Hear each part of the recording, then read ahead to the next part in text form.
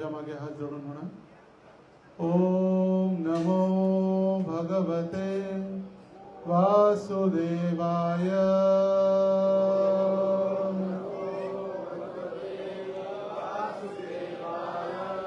ओम नमो भगवते वासुदेवाय।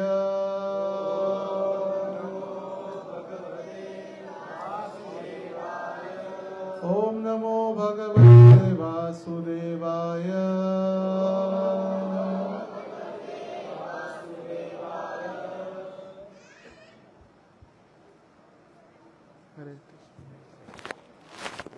ओम अज्ञानतिमिरान्धस्य ज्ञानाञ्जनशलाकया चक्षुरुन्मीलितं येन तस्मै श्रीगुरवे नमः। नमो विष्णुपादाय कृष्णप्रेष्ठाय भूतले श्रीमते भक्तिवेदान्त स्वामिनिति नामिने। नमस्ते सारस्वते देवे गौरवाणी प्रचारिणे निर्विशेष श्री अद्वैत गदाधर श्रीवासादि गौरभक्तवृंद। हरे कृष्णा कृष्ण कृष्ण हरे कृष्ण बंद पडते ते मध्ये। हरे कृष्ण। सर्वांचं स्वागत आहे आजच्या या रामनवमी महोत्सवासाठी। तर आपण आज श्रीमद भागवतातून प्रभू रामचंद्रांचं वर्णन ऐकणार आहोत। श्रीमद भागवताचा हा 9वा स्कंद, ज्या 9व्या स्कंदामध्ये संपूर्ण रघुकुळाचं किंवा सूर्यवंशाचं वर्णन शुकदेव गोस्वामींनी परीक्षित महाराजांसाठी केलेलं आहे। तर भागवत ग्रंथाविषयी आपण ऐकतो, भागवत ग्रंथ म्हणजे भगवंतांचं वाङ्मय स्वरूप।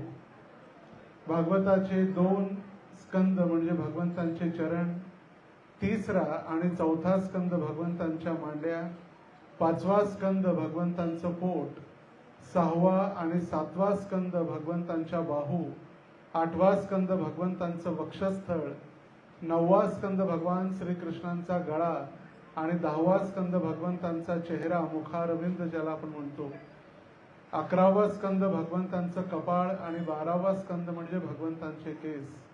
अशा 12 स्कंदामध्ये हा संपूर्ण भागवताचं वर्णन शुकदेव गोस्वामींनी परीक्षित महाराजांसाठी 7 दिवस वर्णन केलं।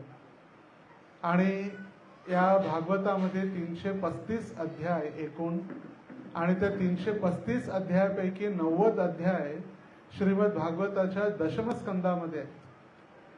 90 अध्याय ज्यामध्ये भगवान श्रीकृष्णांची बाल लीला, वृंदावन लीला, भगवंतांची रास लीला, त्यानंतर भगवंतांचं द्वारका गमन आणि संपूर्ण भगवान श्रीकृष्णांची लीला या 10व्या स्कंदामध्ये वर्णन केलेलं।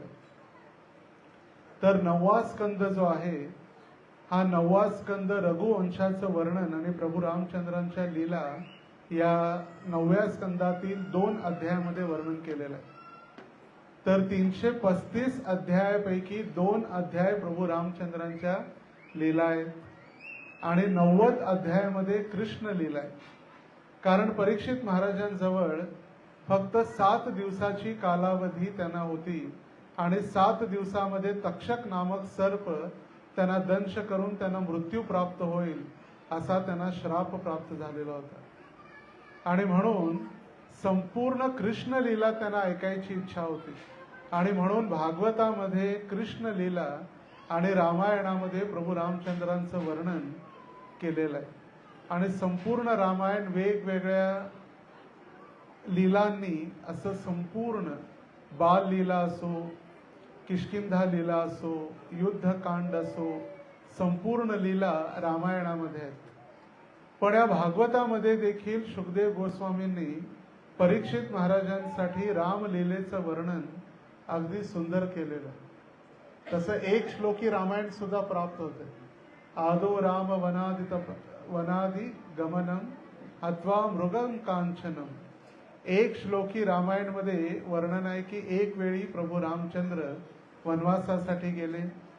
त्यांनी त्या ठिकाणी त्या सुवर्ण असा हरणाचा वध केला त्यानंतर सुग्रीवाची भेट झाली, बालीचा वध केला, हनुमंत आणि वानर सेनेच्या आधारे त्यांनी समुद्रावरती पूल बनवला, रावणाचा वध केला आणि पुन्हा भगवंतांनी सीतेची प्राप्ती केली. तर एक श्लोकामध्ये सुद्धा रामायण आहे, एक श्लोकी रामायण ज्याला आपण म्हणतो. आणि भागवतातील या 9व्या स्कंदामधील 10वा अध्याय, 9वा आणि 10वा हे 2 अध्याय रामलीलेवरती शुकदेव गोस्वामींनी वर्णन केलेलं आहे. आणि शुकदेव गोस्वामी वर्णन करतायत, घोरवर्थे त्यक्तराजो व्यचरदनु वनं पद्म पद्म्या प्रियायां पाणी स्पर्शा क्षमाभ्यां रुजित पथ रुजो यो हरीन्द्रानुजाभ्यां वैरूप्या शूर्पणख्या प्रियविरहित रुषा प्रीत भूविर्मृजंभ तस्रादि बंधसेतु खलदव दहनम कौसलेंद्रोवतान्नः. शुकदेव गोस्वामी म्हणत आहेत, आपल्या वडिलांचे वचन पूर्ण करण्यासाठी भगवान रामचंद्रांनी तात्काळ राजपदाचा त्याग केला आणि आपली पत्नी माता सीता यांच्यासह आपल्या चरण कमलावरून एका वनातून दुसऱ्या वनात त्यांनी संचार केला. त्यांची चरण कमले इतकी नाजूक होती की त्यांना सीतेच्या तळ हातांचा स्पर्शही सहन होत नव्हता. शुकदेव गोस्वामी सांगतायत की प्रभू रामचंद्र फक्त आपल्या वडिलांचा आदेश पूर्ण करण्यासाठी त्यांनी 14 वर्षाचा वनवास स्वीकारला. आणि भगवंत एका संन्याशाप्रमाणे अनवाणी पायामध्ये कोणतीही पादत्राण न घालता भगवंत वनामध्ये भ्रमण करू लागले. तर भगवंतांचे चरण किंवा भगवंतांचे पाय इतके नाजूक होते की सीता माता त्यांच्या चरणांना स्पर्श केली तरी ते सहन होत नव्हतं. त्यांना इतके नाजूक भगवंतांचे चरण. आता अनवाणी ते जंगलामध्ये भ्रमण करत आहेत.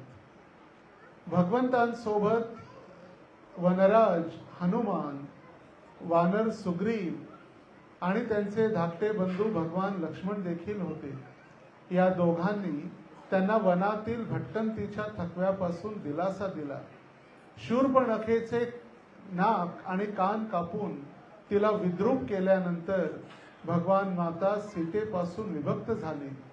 त्यामुळे ते क्रोधित झाले आणि त्यांनी आपल्या भुवया उंचावून समुद्राला भयभीत केले, ज्याने मग भगवंतांना समुद्र ओलांडण्यासाठी पूल बांधण्याची परवानगी दिली. त्यानंतर जणू काही एखादी आग जंगल भस्मसात करतो त्याप्रमाणे भगवंतांनी रावणाला ठार मारण्यासाठी त्याच्या राज्यात ते दाखल झाले. अशा परमेश्वर रामचंद्र आम्हा सर्वांचे रक्षण करो. एकाच श्लोकामध्ये 2 श्लोकामध्ये, एक श्लोकामध्ये जो 4था श्लोक आहे या 9व्या स्कंदातील 10वा अध्याय प्रभू रामचंद्रांच्या लीला, आणि एक श्लोकामध्ये शुकदेव गोस्वामीने देखील पूर्ण रामायण सांगितले. आपल्या वडिलांच्या आदेशावरून वनवास, त्यांचे इतके सुंदर कोमल चरण कमल, आणि तरी सुद्धा भगवंतांनी फक्त आपल्या वडिलांचा आदेश पूर्ण व्हावा म्हणून 14 वर्ष त्यांची कोणतीही चूक नसते वेळी देखील त्यांनी आपल्या वडिलांचा आदेशाचं पालन केलं.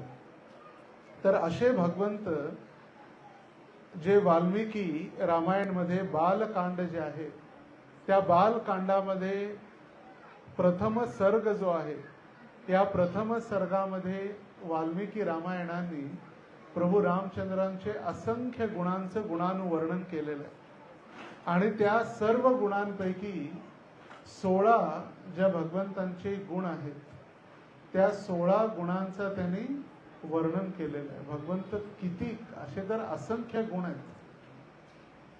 जसं आपण म्हणतो भगवंतांमध्ये इतके गुण आहेत की त्या गुणांची ख्याती कोणी करू शकत नाही. इतके चांगले गुण आहेत, अनंत गुण आहेत भगवंतांचे. पण 16 प्रमुख गुण जे प्रभू रामचंद्रांमध्ये होते त्याचं वर्णन वाल्मिकी रामायणामध्ये सुरुवातीच्या प्रारंभामध्येच त्यांनी केलेलं आहे. तर ते म्हणतायत बालकांडामध्ये, को नस्विन सांप्रतम लोके गुणवान कश्च वीर्यवान धर्मज्ञश्च कृतज्ञश्च सत्यवाक्यो दृढव्रत चारित्रेण च को युक्त सर्वभूतेषु को हित विद्वान कः सर्व समर्थश्च कश्चैक प्रियदर्शन आत्मवान को जित क्रोधो द्युतिमान नो अनुसूयकः कस्य विबंति देवाश्च जात रोषस्य संयुगे. तर हे भगवंतांचे 16 गुण वाल्मिकी रामायणामध्ये वाल्मिकीने त्यांचं वर्णन केलेलं आहे. तर 16 गुण आपण एक एक गुण काही शब्दांमध्ये किंवा संक्षिप्त प्रमाणामध्ये भगवंतांच्या गुण कोणते कोणते प्रमुख गुण जे आहेत. प्रभू रामचंद्र इतके प्रसिद्ध आहेत की सगळेजण आपण ऐकतो, रघुकुलरीत सदा चली आई प्राण जाई पर वचन न जाई. एक पत्नी एक वचनी प्रभू रामचंद्रांचे असंख्य गुण आहेत. आजकाल सर्वांना राम राज्य पाहिजे पण राम नको. रामाचं राज्य पाहिजे पण राम नको. रामाशिवाय राज्य कसं प्राप्त होणार. आता नेता या शब्दाचा अर्थच आहे आपल्या नेत्रांनी जनतेचं दुःख पाहणारा किंवा त्या दुःखातून त्यांचं रक्षण करणारा, त्याला म्हटलेला आहे नेता. आजकालचे नेता आपल्याला फक्त इलेक्शनच्या वेळी भेटतील, नंतर कधीच भेटत नाही. इलेक्शनच्या अगोदर भेटणार पण नंतर नाही. पण नेता शब्द हा नेत्र म्हणजे डोळे, त्या नेत्र शब्दावरूनच हा नेता शब्द तयार झालेला आहे. आपल्या डोळ्यांनी जनतेचं दुःख सहन करणारा. मग त्याच्यामध्ये जनता म्हणजे फक्त मनुष्य नाही, सर्व प्राण्यांची काळजी देखील प्रभू रामचंद्रांनी घेतली आणि म्हणून राम राज्य इतकं प्रसिद्ध आहे. एकदा एक कुत्र प्रभू रामचंद्रांना भेटण्यासाठी आलं. म्हटले माझी तक्रार आहे. म्हटले कुत्र्याची पण तक्रार आहे. आणि प्रभू रामचंद्रांनी सभेमध्ये त्याला आमंत्रित केलं आणि सभेमध्ये तो कुत्रा आपलं दुःख सांगू लागला. म्हटले मी या ब्राह्मणाच्या घरी गेलो आणि ब्राह्मणाने जे भिक्षा मागून आणलेलं होतं ते मी खाल्लं आणि या ब्राह्मणाने मला खातानाच हाकलून घातलं, दगड मारून मला तिथून हिडसावून लावलं आणि याची तक्रार करायची. मग त्या ब्राह्मणाला देखील बोलवलं प्रभू रामचंद्रांनी सभेमध्ये. व कुत्र्याला देखील प्रभू रामचंद्रांच्या राज्यामध्ये, राम राज्यामध्ये त्यांना न्याय मिळण्याची शक्ती भगवंतांनी दिलेली होती. मग त्या ब्राह्मणाला विचारलं, म्हटले का रे तू खायला दिलं नाही त्याला. ते म्हटले महाराज मी तर भिक्षा मागून आणलेली होती आणि मी खायच्या अगोदरच त्याने खाल्लं, मग काय करणार, मला मी कुठं खाणार. मग त्या कुत्र्याला विचारलं. म्हणजे तेही बरोबर आहे. कुत्रा म्हणाला महाराज मला गावामध्ये कुणीही जवळ येऊ देत नाही. मी दरवाजामध्ये आलो की लोक मला दगड मारून हाकलून देतात. हा तर ब्राह्मण आहे. एक घरात नाही दुसऱ्या घरात जर त्यांनी भिक्षा मागितली असती तर त्याला भिक्षा प्राप्त झाली असती. ब्राह्मण आहे, कुणी त्याला दान धर्म दिला असता पण मला कुणी दिलं नसतं. म्हणले ठीक आहे आता काय दंड द्यायचं तूच सांग. प्रभू रामचंद्राने विचारलं काय दंड देऊ. म्हटल्याला मठाचा अध्यक्ष बनवा, मठाधीश. म्हटले तू त्याला दंड देतोय की त्याला पुरस्कार देतोय. म्हटले जेव्हा मठाचा अध्यक्ष किंवा मठाधीश होईल तो मठामध्ये आलेल्या भक्तांना, मठामध्ये आलेल्या दर्शनार्थी लोकांना तो अपराध करेल आणि त्याला पुढचा जन्म कुत्र्याचा भेटेल. आणि म्हणून त्याला काय बनवा, मठाधीश बनवा. वा कुत्रा सुद्धा किती बुद्धिमान होता. कारण भक्तांच्या चरणी केलेला अपराध भगवंत कधीही त्याला माफ करत नाही. एकाच वेळी भक्तांच्या चरणी न करता भगवंतांच्या चरणी जर अपराध झाला तर भगवंत त्याला क्षमा करतात. हरी स्थाने अपराधे तारे हरी नाम तोमा स्थाने अपराधे नाही परित्राण. ज्यावेळी भगवंतांच्या सेवेमध्ये भगवंतांच्या चरणी एखादा भक्त जर अपराध करतो तर भगवंतांचं नामस्मरण करून, भगवंतांची भगवद्गीता, भागवत, रामायण अध्ययन करून त्या पापापासून, अपराधापासून मुक्त होऊ शकतो. पण भगवंत आपल्या भक्ताच्या प्रती केलेला अपराध कधीही सहन करत नाही. आता भगवंतांनी भगवद्गीतेत घोषणा केली की मी प्रत्येक युगायुगामध्ये अवतरित होतो. परित्राणाय साधूनां विनाशाय च दुष्कृतां धर्म संस्थापनार्थाय संभवामी युगे युगे. मी प्रत्येक युगायुगात अवतरित होतो. आणि फक्त मनुष्यामध्ये नाही, कोणत्याही अवतारामध्ये भगवंत वेगवेगळ्या रूपात अवतरित होतात. कधी मनुष्य बनून प्रभू रामचंद्र आले, कृष्ण आले, ऋषी म्हणून परशुराम आले, ब्राह्मणाच्या कुटुंबामध्ये गौतम बुद्ध अवतरित झाले, जलचरामध्ये मत्स्यावतार झाले, साध्या प्राण्यांमध्ये भगवंतांनी वराह, एका डुकराचं वराह रूप भगवंतांनी धारण केलं हिरण्याक्षाचा उद्धार करण्यासाठी. प्रल्हादाकारणे स्तंभी नरहरी गुरुगुरुशी. प्रल्हादासाठी भगवंत नर आणि सिंह दोघांचं एकत्रित स्वरूप. आता येत्या 30 एप्रिलला नरसिंह भगवंतांची नरसिंह चतुर्दशी आहे.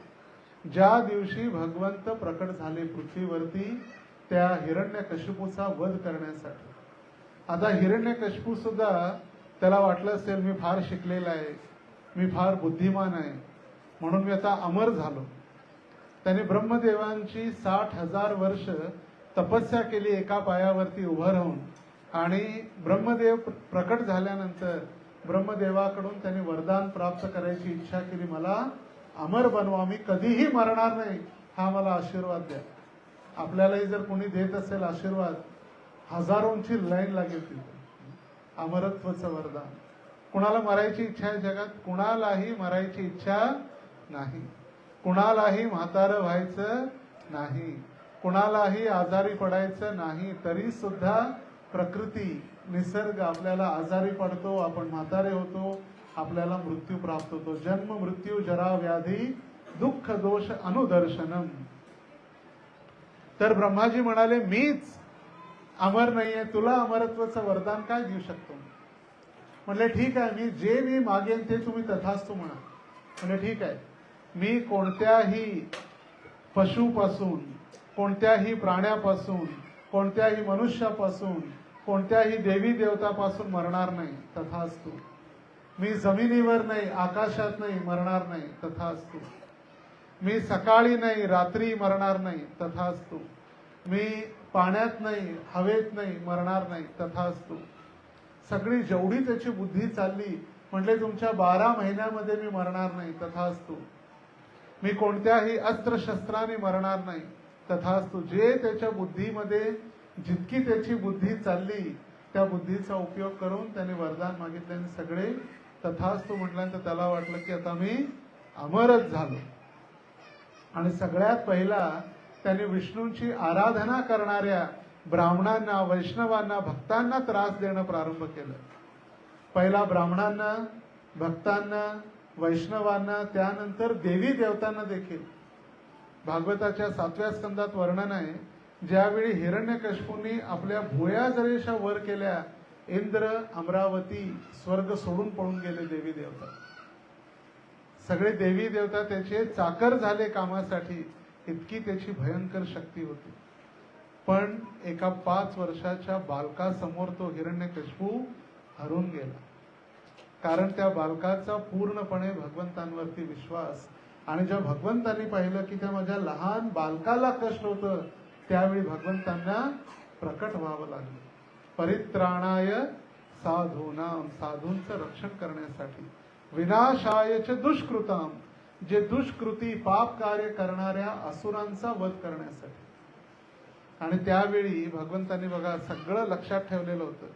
भगवंत म्हणतात ददामी बुद्धी योगम तम, मी सर्वांना बुद्धी देणार आहे. आणि त्या भगवंतांच्या बुद्धीवरती हा स्पर्धा करत होता हिरण्यकशिपू. भगवंत प्रकट झाले 12 महिन्यामध्ये नाही, पुरुषोत्तम अधिक महिन्यामध्ये. सकाळी नाही, रात्री नाही, कधी? संध्याकाळी. घराच्या आत नाही, बाहेर नाही, उंबरट्यावर. कोणतेही अस्त्रशस्त्र नाही, तर भगवंतांच्या नखांनी त्यांचा वध केला. आकाशात नाही, जमिनीवर नाही, भगवंतांनी आपल्या मांडीवरती. सकाळी नाही, रात्री नाही, बरोबर संध्याकाळी, तिन्ही सांजेच्या वेळी. पण जे जे त्यांनी मागितलं तो पूर्ण वर भगवंतांनी ब्रह्माजींनी दिलेला आशीर्वाद किंवा वरदान पूर्ण केलं आणि तो अमरच विचार झालेला त्याला सुद्धा भगवंतांनी दंडित केलं. तर सत्ययुगामध्ये हिरण्याक्ष आणि हिरण्यकशिपू तेच दोन भाऊ त्रेतायुगामध्ये कुंभकर्ण आणि रावण आणि द्वापार युगामध्ये शिशुपाल आणि दंतवक्र हे दोन भाऊ जे आहेत हे भगवंतांच्या वैकुंठ लोकामध्ये हे जय आणि विजय भगवंतांचे द्वारपाल. भगवंतांच्या मंदिरात असतात ना जय आणि विजय दोन्ही बाजूला शंख चक्र गदा पद्म धारण केलेले. तर एक वेळी भगवंतांची इच्छा झाली. वैकुंठामध्ये तर भगवंतांचे कुणी शत्रू नाही आहेत, सगळे भगवंतांचे भक्त आहेत. आणि एक दोन भक्त नाही, लक्ष्मी सहस्त्र शतसंभ्रम सेव्यमान. लक्ष्मी सहस्त्र, सहस्त्र म्हणजे हजार, शत म्हणजे 1000 गुणिले 100, शेकडो म्हणजे लाखो लक्ष्मी त्यांची सेवा करण्यासाठी हात जोडून तयार आहेत. आणि भगवंत कंटाळले वैकुंठामध्ये, म्हणजे काही शरीराला हालचाल नाही, काहीतरी म्हणजे शक्तीचा उपयोग करावा.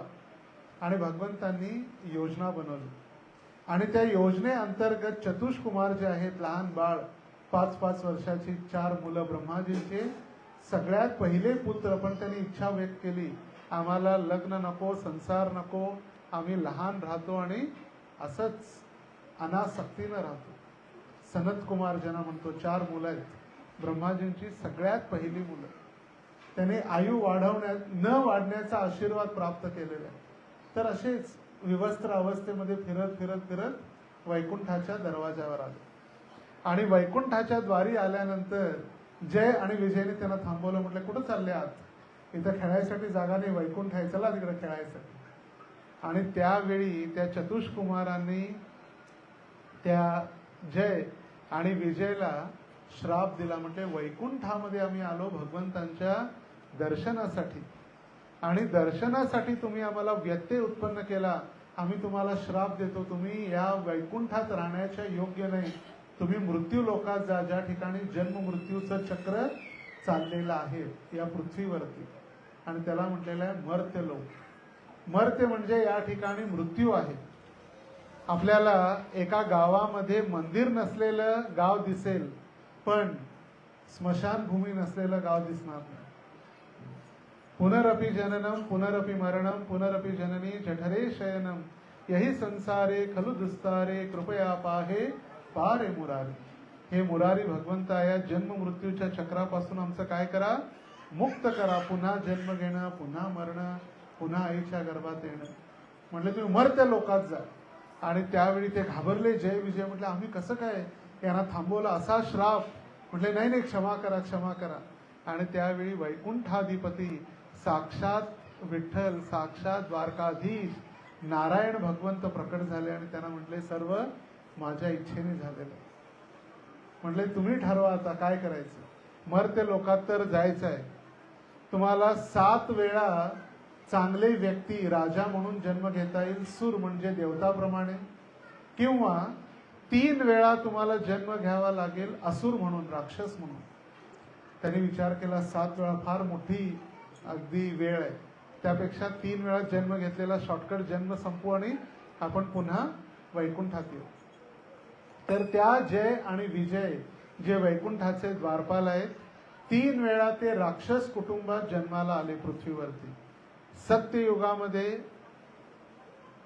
हिरण्याक्ष आणि हिरण्यकशिपू, द्वापार युगामध्ये शिशुपाल आणि दंतवक्र, आणि त्रेतायुगामध्ये रावण आणि कुंभकर्ण. आणि सांगितलं जातं तेच या कलियुगामध्ये आले जगाई आणि माधाई म्हणून चैतन्य लीलेमध्ये. तर हे 2 भावांचा उद्धार करण्यासाठी प्रभू रामचंद्र त्रेतायुगामध्ये अवतरित झाले, एका सर्वसामान्य मनुष्याचं रूप धारण करून. तर आपल्याला कथा माहित आहे की अयोध्येमध्ये पुत्र कामेष्ठी यज्ञ करून दशरथ महाराजांना हे 4 पुत्र राम, लक्ष्मण, भरत आणि शत्रुघ्न हे 4 पुत्र एकाच दिवशी अवतरित झाले. तर आपण जी रामनवमी साजरी केली 26 मार्चच्या दिवशी, आणि 1 आठवड्यानंतर 10 दिवसानंतर आपण आज पुन्हा या वैद्यनाथांच्या नगरीमध्ये आपण रामनवमी साजरी करत आहोत. कारण का सगळीकडे एकाच दिवशी जाणार कुठं भक्त. त्यासाठी पुन्हा 1 महिना ही रामनवमी, हनुमान जयंती वेगवेगळ्या ठिकाणी आपण साजरी करत आहोत. तर रामनवमी म्हणजे फक्त रामाचाच जन्म नाही, तर राम, लक्ष्मण, भरत आणि शत्रुघ्न या चौघांचीही नवमी आहे. तर आपण जो हा श्लोक ऐकला, जो वाल्मिकी रामायणामध्ये वाल्मिकी सांगतायत, सगळ्यात पहिला त्यांचा गुण जो आहे ते गुणवान आहे. सर्व चांगले गुण, सर्व पवित्र गुण त्यांच्यामध्ये आहेत. त्यांनी कधीही कोणाला फसवण्याचा प्रयत्न केलेला नाही. त्यांनी सदैव भक्तांची रक्षा आणि असुरांचा वध आणि धर्माची स्थापना करण्यासाठी प्रभू रामचंद्र या पृथ्वीवरती अवतरित झालेले आहेत. आपल्या भक्तांचं रक्षण करण्यासाठी. कोण होते भक्त? सीता माता. सगळ्या भक्तांचं. सगळ्यात पहिली सीता आली जिथं रावणाने अपहरण केलं. मग विभीषण असो, त्यानंतर सुग्रीव असो. सुग्रीवाची देखील अधर्मानं त्या बालीनं त्यांच्या पत्नीचं अपहरण केलेलं होतं. सुग्रीवाचं राज्य अपहरण केलेलं होतं. त्याचाही उद्धार प्रभू रामचंद्रांनी केला. तर सगळ्यात पहिला ते आहेत गुणवान, भक्तांचं रक्षण करणारे, आपल्या पित्याच्या आदेशानं ते वनवास ग्रहण करणारे, आपल्या गुरूंच्या आदेशावरून असुरांचा वध करणारे, माता पितांची सेवा करणारे, गुरुजनांची सेवा करणारे, आपल्या भावांवर प्रेम करणारे आणि सीताजींचे आदर्श पती असलेले ते प्रभू रामचंद्र. सगळ्यात पहिला गुण कोणता आहे? ते गुणवान आहेत. दुसरा गुण धर्मज्ञ म्हणजे रिलिजियस, धर्मानुसार राज्य करणारे धर्मज्ञ आहेत. आजकाल आपण जे कार्य करतो त्याला धर्माचा आपण पालन करत नाही. आपल्याला जे चांगलं वाटतं ते करण्यासाठी आपण कधी कधी धर्माचं पूर्णपणे त्याग करून टाकलेलं असतं. प्रभू रामचंद्रांच्या काळामध्ये कधीही असा अवकाळी पाऊस पडत नव्हता. रामराज्य जितका पाहिजे तितकाच पाऊस, जितकी गरमी आवश्यकता आहे तितकीच गरमी, सगळं अगदी व्यवस्थित. कधीही पित्याच्या समोर मुलाचा मृत्यू कधी झाला नाही. कारण धर्माने चालणारं राज्य, धर्मज्ञ, सर्वोपाधी विनिर्मुक्तम ज्याला म्हटलेलं आहे, सर्व उपाधींपासून मुक्त असलेले त्यांचे सगळे सेवक आहेत. तिसरे कृतज्ञ. कृतज्ञ म्हणजे ग्रेटफुल ज्याला म्हणतो. आपल्याला जरी काही काय प्राप्त झालं त्याच्याप्रती आपण आदर उत्पन्न करतो, त्याला म्हटलेलं आहे ग्रेटफुल, कृतज्ञ. आपण होतो कृतज्ञ. कृतज्ञ आणि कृतज्ञ शब्द ऐकायसाठी सारखाच आहे, पण कृतज्ञ म्हणजे ज्याने आपली थोडीफार मदत केलेली असेल, थोडीफार जरी सेवा केलेली असेल, त्याच्या आपण सदैव आदर ठेवणं. आणि कृतज्ञ म्हणजे ज्या घरी खाल्लेलं आहे त्या घरचे वाशे मोजणे, त्याला म्हटलेलं आहे कृतज्ञ. सक्का भाऊ पक्का वैरी, त्याला कृतज्ञ. पण प्रभू रामचंद्र कृतज्ञ आहेत. त्यांनी ज्यावेळी सीता मातेचं शोध लावून हनुमानजी वापस आले, त्या हनुमानजींना देण्यासाठी प्रभू रामचंद्रांकडे काहीच नव्हतं. आणि त्यावेळी प्रभू रामचंद्र म्हणाले, हनुमंता, तुम्हाला इतकी चांगली बातमी आणलेली आहे आणि सीतेचा तू शोध लावलेला आहे, पण माझ्याकडे तुला देण्यासाठी काहीच नाही. आणि म्हणून हे माझं आलिंगन स्वीकार कर. आणि भगवंतांनी, प्रभू रामचंद्रांनी त्या हनुमानजींना एक वानर असून सुद्धा त्याला आलिंगन दिलं. आजकाल मोठमोठे जर मालक किंवा मंत्री असतील, आपल्या कार्यकर्ते किंवा नोकरांबरोबर फोटो काढून कोणी घेत नाही, जवळ बसू देत नाहीत. आणि तर वानराला प्रभू रामचंद्रांनी आलिंगन दिलं आणि त्याला नमस्कार केला. मला तुम्ही किती धन्यवाद दिल्यामुळे. किंवा प्रभू रामचंद्रांनी त्यांचं एक आनंदाची बातमी आणल्यामुळे. चौथा आहे सत्यवाक्य. प्रभू रामचंद्रांचा चौथा गुण सत्य वाक्यो, त्यांनी सदैव सत्याचं अनुशीलन केलं. सत्यावर चालणारे एकमेव राजा प्रभू रामचंद्र.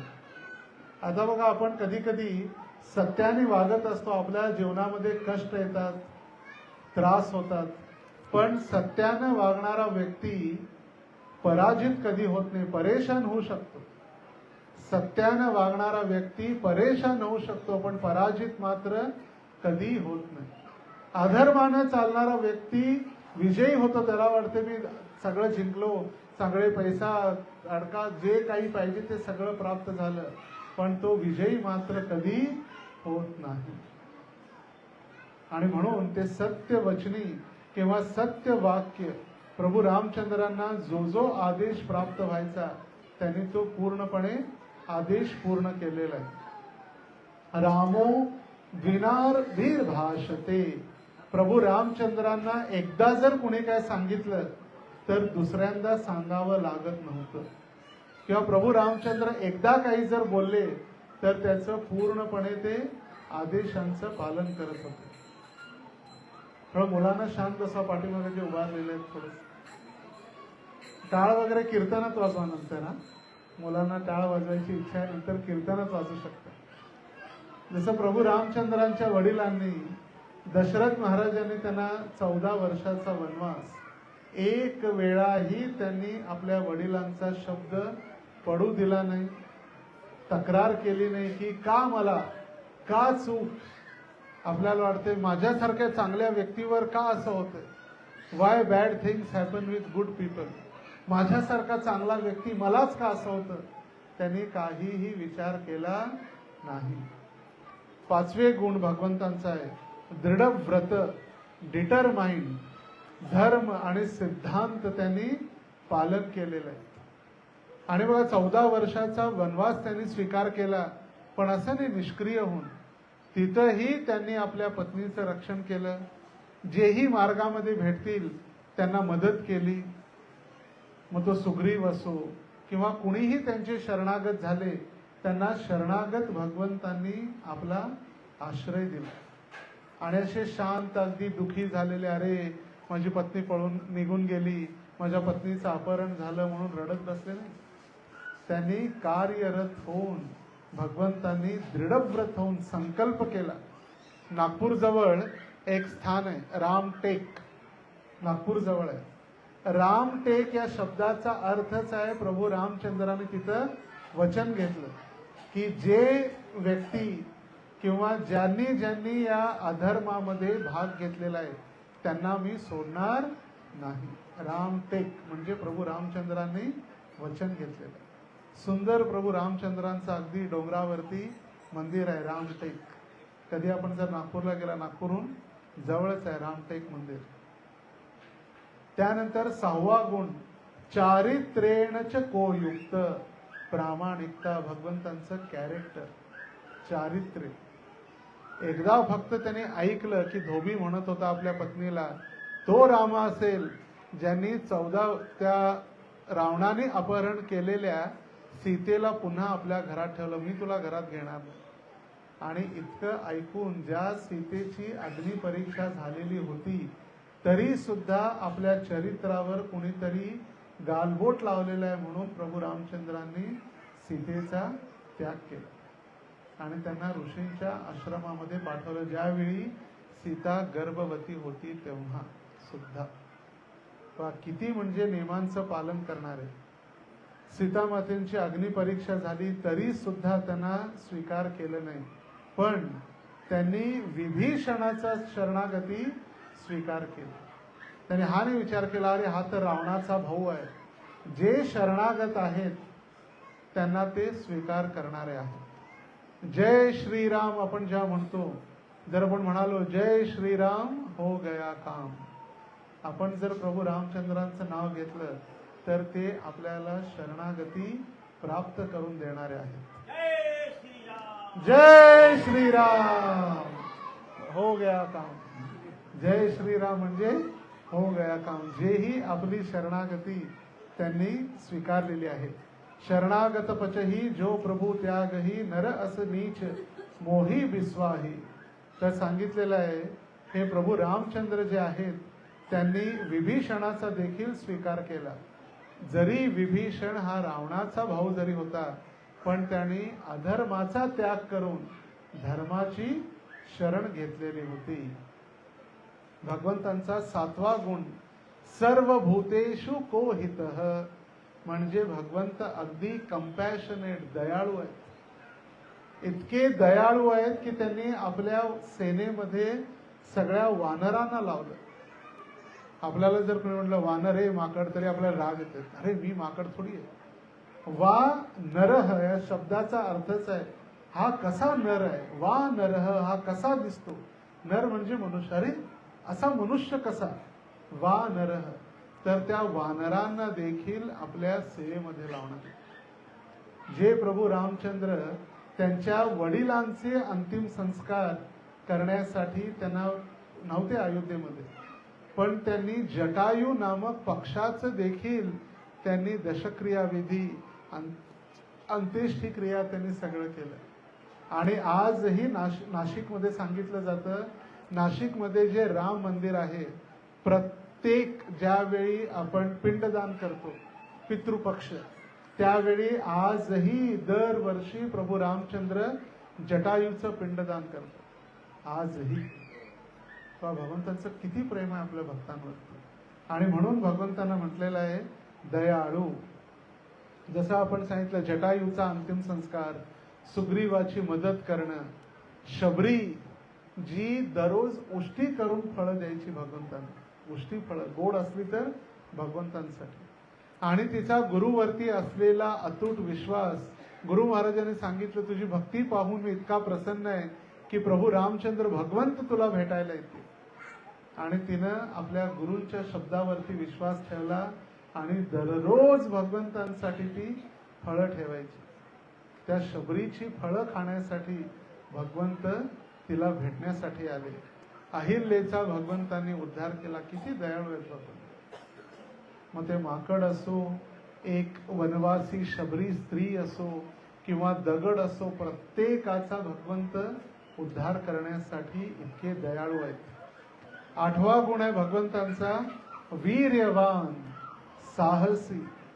भगवंत घाबरणारे नाही, साहसी आहेत. ज्यावेळी महेश चापह, जो महेश म्हणजे शिवजींचा धनुष्य बाण, त्याला 8000 शक्तिशाली व्यक्ती त्याला उचलण्यासाठी लागायचे. किती? 8000 शक्तिशाली सैनिक तो बाण उचलण्यासाठी. तो बाण उचलणारी सीता माता फक्त 5 वर्षाची होती. 5 वर्षाची सीता तो बाण डाव्या हाताने उचलून खेळण्यासाठी वापरायची. आणि त्यामुळे जनक महाराजांना चिंता वाटत होती की बाई इतका शक्तिशाली राजा आणणार कुठून. माझे 8000 सैनिक त्या बाणाला उचलण्यासाठी लागतात, ही माझी 5 वर्षाची कन्या त्याला खेळण्यात वापरते. आणि अशा बाणाला भगवंतांनी अगदी आनंदामध्ये, काहीही कष्ट झालं नाही.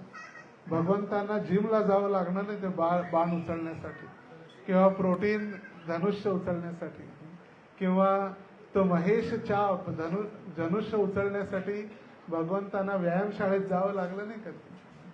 भगवंत ज्यावेळी 12 वर्षाचे होते आणि सीता माता फक्त 6 वर्षाची होती, त्यांचा विवाह झालेला. प्रभू रामचंद्रांनी 12 वर्षामध्ये तो धनुष्य बाण उचललेला होता.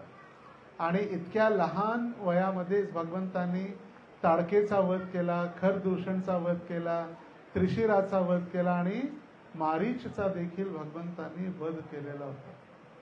ते घाबरले नाही. ज्यावेळी विश्वामित्र आले, म्हटले चला राम आणि लक्ष्मणाला द्या, ते म्हटले नाही तुम्ही वडिलांना घेऊन जावा, आम्ही तर आता खेळायची वेळ आहे, आम्ही थोडं खेळतो, तुम्ही वडिलांना घेऊन जावा युद्ध करायसाठी.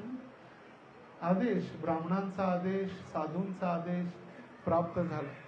जर सुरुवातीला सूचनेमध्ये सांगितलं जात होतं, साधू संत येती घरा तोची दिवाळी दसरा, तुकाराम महाराज म्हणाले. पण आजकाल अशी परिस्थिती आहे, साधू संत येती घरा दारे खिडक्या बंद करा. अरे साधू संत घरी आले, काय सांगितलं. आम्ही जेव्हा गीता वगैरे वितरण करण्यासाठी जातो, लोकांना तो घ्या गीता, नाही महाराज तुमच्याच हातात राहू, तुमच्याच. लोक गीतेला हात लावायसाठी सुद्धा घाबरतात. काही काही लोकांना वाटतं गीतेच्या मुखपृष्ठ जे आहे, गीतेवरती चित्र ज्याच्यामध्ये प्रभू कृष्ण आणि अर्जुन युद्धासाठी आरूढ आहेत, लोकांना वाटतं की गीता जर आमच्या घरात आणली तर आमच्या घरात भांडणं होतील, नको नको, गीता तुमच्याकडेच राहू दे. पण संजय म्हणतो, यत्र योगेश्वर कृष्ण यत्र पार्थ धनुर्धर तत्र श्री विजयो भूती ध्रुवा नीतीर मतीर मम. ज्या ठिकाणी भगवान श्रीकृष्ण आहेत, ज्या ठिकाणी त्यांचे मित्र अर्जुन आहेत, त्या ठिकाणी ऐश्वर्याची देवी लक्ष्मी, विजय, समृद्धी सर्व काही आहे. आणि म्हणून भगवंतांची शरणागती आवश्यक आहे. भगवंतांचा 9वा गुण विद्वान. भगवंत ज्ञानी आहेत, ते सर्व ज्ञान जाणणारे. त्यांना भूतकाळ, भविष्यकाळ आणि वर्तमान काळ सर्व काही जाणणारे भगवंत आहेत. आणि म्हणून त्यांना सर्वज्ञ म्हटलेलं आहे. सर्वज्ञ म्हणजे जो सर्व काही जाणतो. भगवंत म्हणजे असा कोणी साधारण व्यक्ती नाहीये की थोडी तपस्या केली, थोडा चमत्कार केला आणि तो भगवंत झाला. नाही. भगवंत अवतरित होण्या अगोदर लाखो वर्षापूर्वी भगवंतांच्या अवताराची भविष्यवाणी होते. भगवंतांना स्वतः जाऊन स्वतःचा प्रचार करावा लागत नाही. मी भगवंत आहे, मी भगवंत आहे, मला नमस्कार करा. नाही. भगवंतांची अवतार घेण्या अगोदर लाखो हजारो वर्षापूर्वी त्यांची भविष्यवाणी असते. तर त्यांच्या वर्णनामध्ये बघा सांगितलेलं आहे की इतकं त्यांच्याजवळ ज्ञान होतं, इतके विद्वान होते की त्यांचे भक्त सुद्धा त्यांच्यासारखे विद्वान प्राप्त झाले.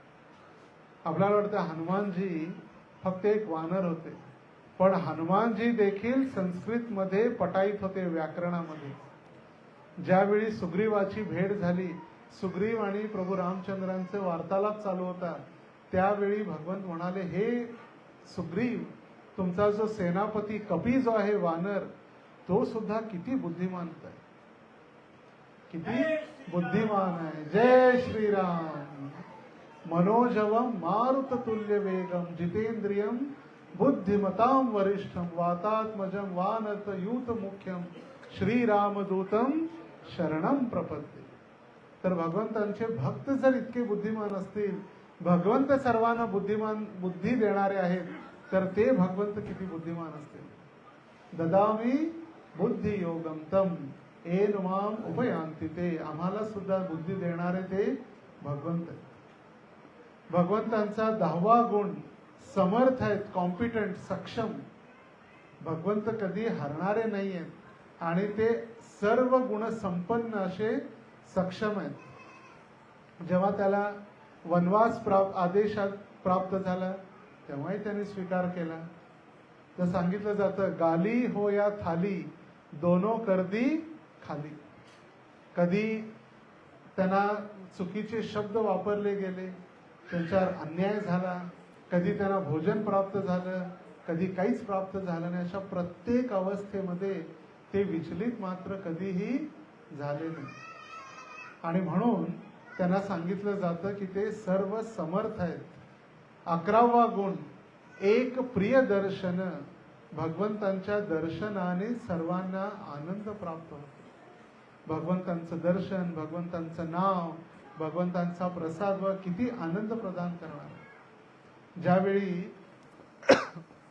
प्रभू रामचंद्र पंचवटीमध्ये होते नाशकात, त्यावेळी शूर्पणखा आली आणि त्या शूर्पणखेचं आकर्षण झालं. प्रभू रामचंद्रांना पाहिल्यावर ती आकर्षित झाली. प्रभू रामचंद्र म्हटले, तो आकर्षित तर झाली मला, पण मी तर एक पत्नीचा निर्णय घेतलेला आहे किंवा मी संकल्प आहे, एक पत्नी एक वचनी.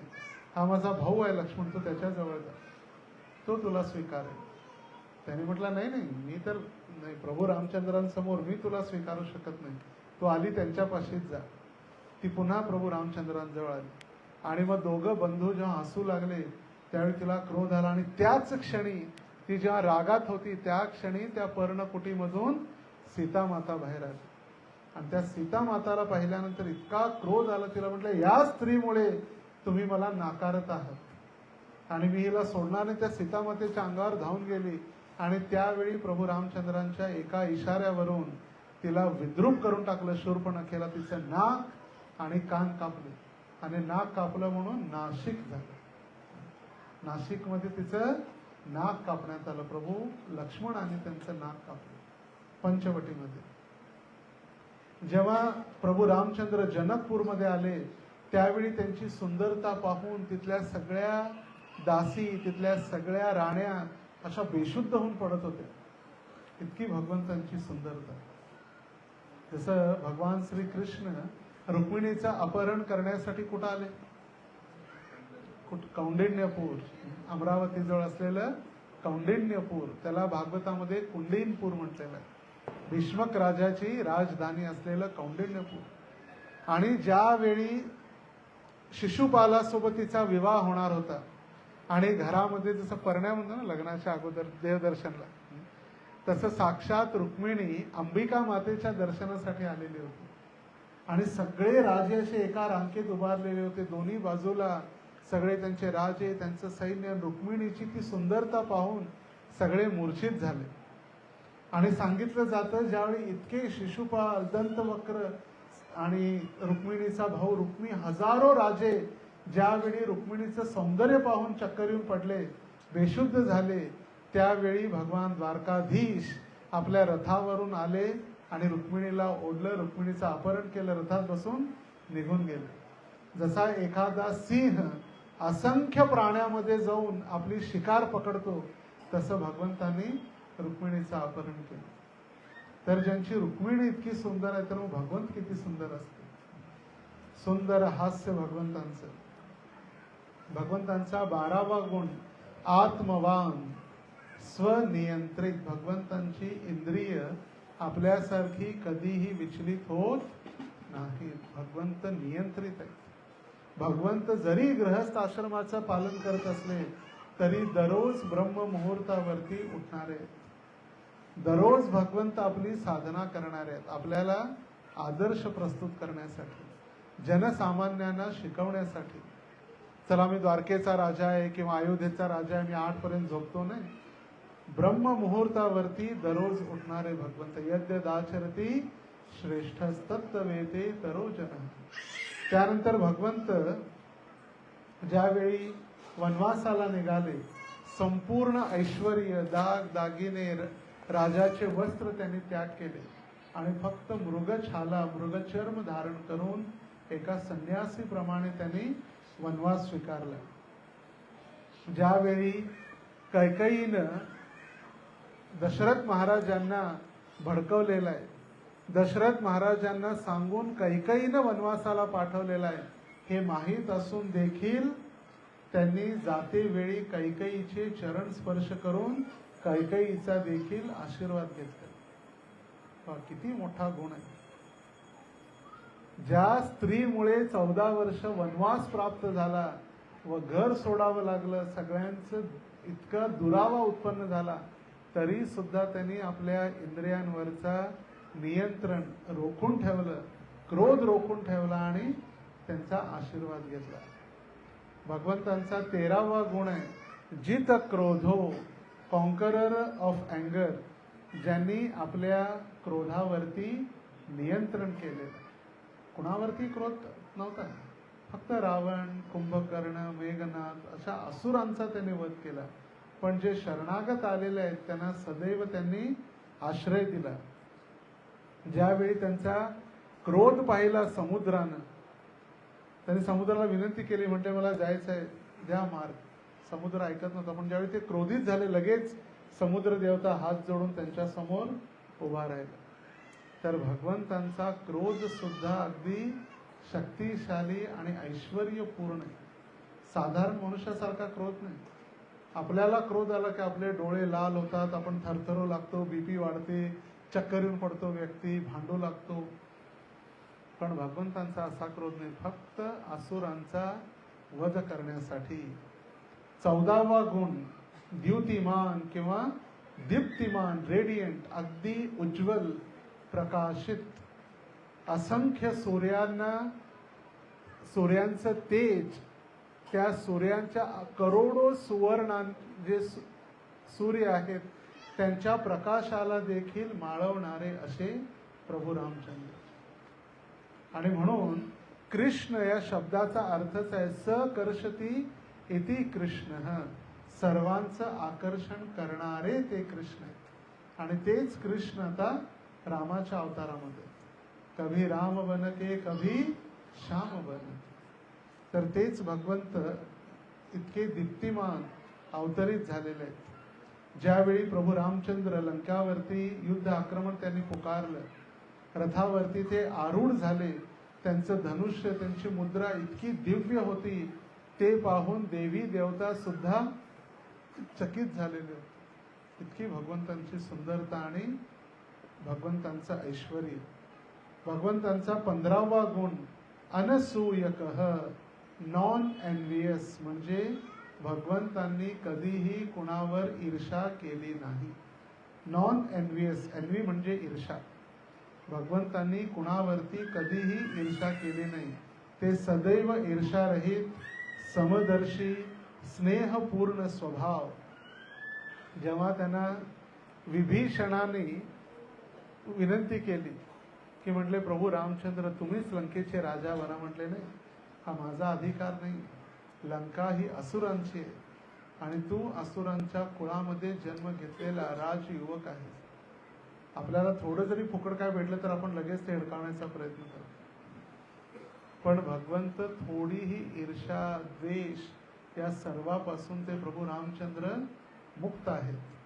16वा गुण विभक्ती देवाच जात रोषस्य संयुगे, म्हणजे इतके ते निडर आहेत की देवी देवता सुद्धा त्यांना घाबरतात. देवी देवता सुद्धा त्यांना घाबरतात. मग इंद्र असो, चंद्र असो, वरुण असो, प्रत्येक जण त्यांचा आश्रय ग्रहण करण्यासाठी लालायत आहेत. भगवंत कधीही कुणालाही घाबरलेले नाही. मग जर घाबरणारे असले तर मग भगवंत कसे होते? ऐश्वर्यस्य समग्रस्य वीर्यस्य यशश्रिय, भगवंत कधीही कुणाला घाबरणारे नाहीत. भगवंत बुद्धिमान, ऐश्वर्यवान, तेजस्वी, आकर्षक सगळे गुण भगवंतांमध्ये आहेत. आणि भगवंतांचे आपण अंश असल्यामुळे ते सर्व गुण आपल्यामध्ये सुद्धा आहेत. पण कसे आहेत? अंश मात्र आहे. जसं समुद्रामध्ये पाणी आणि आपण एक तांब्याभर त्या समुद्रामधलं पाणी घेतलं तर गुण सारखेच आहेत. त्याच्यामध्ये असणारे क्षार, मिठाचे गुणधर्म सगळे त्या तांब्यामध्ये पण तेच गुणधर्म आहेत आणि समुद्राच्या पाण्यामध्ये सुद्धा तेच गुणधर्म आहेत. पण क्वांटिटी मात्र वेगळी आहे. आपल्या एक तांब्यामध्ये 1 लिटर पाणी असेल आणि त्या समुद्रामध्ये अनंत पाणी आहे, जे आपण कधीही मोजू शकत नाही. आपण जर समुद्राचं पाणी मोजत बसायचा प्रयत्न केला म्हणजे किती मूर्ख आहे, किती मोजणार आहे आपण? संपूर्ण पृथ्वीवरती असलेल्या नद्यांचा तो स्वागत करणारा समुद्र आहे, ज्याच्यामध्ये सर्व नद्या सामावतात. तर असे असंख्य त्या समुद्राप्रमाणे गुण भगवंतांचे आहेत. भगवंतांच्या लीला आहेत. हरी अनंता, हरी कथा अनंत. आणि आपण त्या भगवंतांना, त्यांचे गुण तर आपल्यामध्ये आहेत, पण कसे? त्या तांब्यामध्ये थोडेफार जे पाणी, आपण 1 लिटर, आणि म्हणून आपल्यामध्ये सुंदरता आहे, आपण कधी बुद्धिमान आहोत, आपल्यामध्ये वैराग्य आहे, सगळे गुण आहेत. पण क्वांटिटी मात्र, क्वालिटी सेम आहे, क्वांटिटी मात्र जमीन अस्मानचं अंतर आहे. त्यामुळे साधारण मनुष्य कधीही भगवंतांच्या बरोबरी करू शकत नाही. भगवंत भगवंत आहेत, मनुष्य मनुष्य. त्यामुळे अशा भगवंतांचे जे परमात्मा आहेत ते अवतार घेतात फक्त आपल्या भक्तांना आनंद देण्यासाठी. असुरांचा वध करणं, भक्तांचं रक्षण करणं हे महत्वाचं आहे. भक्तांचं रक्षण करणं, असुरांचा वध करणं सेकंडरी आहे. सगळ्यात पहिला त्यांनी सांगितलं परित्राणाय साधूनाम विनाशायच दुष्कृताम, दॅट इज सेकंडरी. त्यांना असुरांचा वध करायसाठी स्वतः यावं लागत नाही. थोडासा कोरोना सारखा विषाणू जरी पाठवला तरी आपण एकदाच होलसेलमध्ये चालू होतात असुर जाण्यासाठी. थोडासा जरी पृथ्वीला हलवलं, भूकंप झाला, लाखो गेले. थोडा जर जास्त पाऊस जर विसरला, इंद्र पाऊस पाडता पाडता त्यांनी बटन चालू केलं पाण्याचं, आणि जर इंद्र विसरला 1 तासभर तरी तर हाहाकार माजेल सगळे. अतिवृष्टी, अनावृष्टी, भूकंप, विषाणू हे सगळे जे दैविक कष्ट आहेत ते भगवंतांना भरपूर आहेत. भगवंतांना त्यांच्यासाठी स्वतः यावं लागत नाही, पण भक्तांचं रक्षण करण्यासाठी स्वतः भगवंत येतात. एक कथा सांगून आपण विराम देऊ. ज्यावेळी अकबर आणि बिरबल, आपण ऐकलंय नाव अकबर आणि बिरबलाचं. अकबर संपूर्ण मोगल साम्राज्याचे राजा आणि बिरबल त्यांचे सेनापती. तर दोघांमध्ये चर्चा चालू होती आणि त्यावेळी त्या बिरबलाला अकबराने विचारलं, म्हटले तू दरवेळी म्हणतो आमचे भगवंत आमचं रक्षण करतात, आमचे भगवंत आमचे रक्षण करतात. तुमच्या भगवंतांजवळ कोणी असिस्टंट, सेक्रेटरी किंवा सिक्युरिटी गार्ड वगैरे कोणी नाही का? स्वतः यावं लागते तुमच्या देवाला? म्हटलं त्याची वेळ आल्यानंतर मी सांगतो, आज नाही सांगतो. म्हटलं एकदा योग्य वेळेत मी त्याचं उत्तर देईन. आणि कालांतरानं एका दिवशी बिरबलाने सांगितलं, महाराज चला आपण काय करू, नौका विहार करण्यासाठी जाऊ, बोटीतून फिरायसाठी. म्हटलं चांगलं आहे, गरमी आहे फार, संध्याकाळच्या वेळी आपण नौकेतून बसून आनंद घेऊ थंड हवेचा. म्हटले एक अट आहे. म्हटले काय? म्हटले तुम्ही तर यायचंच आहे, पण सगळ्या कुटुंबाला घेऊन जाऊ आपण, तुम्ही, तुमची पत्नी, तुमची मुलगी, तुमचं छोटंसं बाळ, सगळेजण जाऊ. म्हटले चांगलं आहे, सगळ्यांना एक फॅमिली ट्रिप होईल. आणि त्यांना नौका विहारमध्ये घेऊन जाण्यासाठी तयारी झाली. एक मोठी नौका, नौकेमध्ये अकबर, अकबराची पत्नी, त्यांची मुलगी, त्यांचं लहान बाळ, त्यांचे अंगरक्षक, 2-3 अंगरक्षक आणि बिरबल सगळे बसले. नौका चालू झाली. बरोबर मध्य भागी आली, ज्या ठिकाणी सगळ्यात खोल पाणी असतं. आणि त्या ठिकाणी बरोबर नौका पोचल्यानंतर बिरबलाने काय केलं, अकबराच्या बाळाला पाण्यात टाकून दिलं. जे सगळ्यात छोटं बाळ जे होतं अकबराचं, त्याला पाण्यात टाकलं. एक क्षणाचाही विचार न करता अकबर लगेच पाण्यात उडी मारला आणि आपल्या बाळाला वाचवलं आणि नदीच्या काठी आला. म्हटलं बिरबल मूर्ख झाला, याला मृत्यूदंड द्या. त्याने माझ्या बाळाला विनाकारण पाण्यात टाकलं मरण्यासाठी.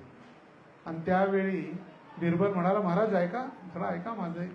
म्हणजे तुम्ही विचारत होता ना, तुमचा देव स्वतः का येतोय, त्याच्याकडे सिक्युरिटी किंवा असिस्टंट, गार्ड वगैरे नाहीत का? हे त्याचं उत्तर आहे. म्हटलं मला नाही कळालं, स्पष्ट सांग. म्हटले जेव्हा तुमचं बाळ पाण्यात टाकलं त्यावेळी तुमचा सेनापती मी स्वतः होतो, तुमचे अंगरक्षक होते, एवढे सगळे सैनिक होते, तुम्ही कुणालाही सांगितलं असतं, तुम्ही का उडी मारली पाण्यात? म्हटले ते माझं बाळ आहे. तसंच त्यांनी सांगितलं, भगवंत प्रत्येक जीवाचे परमपिता, अहम बीजः प्रदः पिता असल्यामुळे भगवंतांचं प्रत्येक भक्ताशी एक विशिष्ट नातं आहे. आणि त्या भक्ताचं रक्षण करण्यासाठी स्वतः आमचे भगवंत या पृथ्वीवरती अवतरित होतात. आणि म्हणून भगवंत प्रत्येक युगायुगामध्ये आपल्या भक्तांच्या रक्षणासाठी, मग ते ध्रुव महाराज असो, प्रल्हाद महाराज असो, तुम्ही नाव घ्या, भक्ताच्या रक्षणासाठी भगवंत प्रकट होतात. हरे कृष्णा कृष्णा कृष्णा हरे हरे, हरे राम राम राम हरे हरे. सियावर रामचंद्र की, पवन सुत हनुमान की जय श्रीराम, जय श्रीराम, जय श्रीराम. काही लोक मागचे लाजत होते रामाचं नाव घ्यायसाठी. लाजू नका तुम्ही.